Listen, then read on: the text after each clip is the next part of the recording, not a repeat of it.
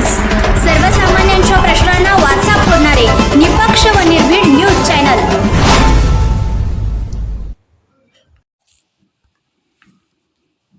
Rotary Club of Green city Jaysingpur मार्फत गरोदर महिलांना पौष्टिक खाद्यपदार्थाचे वाटप।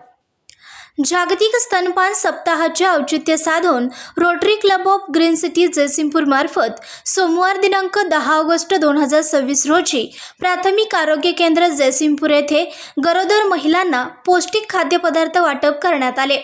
सदर कार्यक्रमामध्ये प्राथमिक आरोग्य केंद्रातील आशा वर्करनी मातेने बाळासाठी स्तनपान करणे कसे योग्य आहे याची सविस्तर माहिती दिली। तसेच स्तनपानाचे महत्त्व त्यांनी एका नाटिकेद्वारे गरोदर महिलांना सांगितले। सदर कार्यक्रमात Rotary Club of Green City मार्फत गरोदर महिलांसाठी डिंकांच्या लाडूचे वाटप करण्यात आले।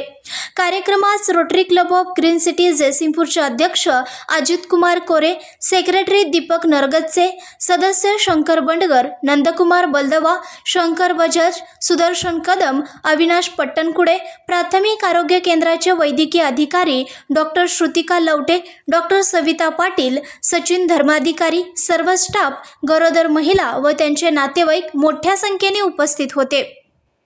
संघर्ष या न्यूज चॅनलला लाईक करा, शेअर करा आणि सबस्क्राईब करा।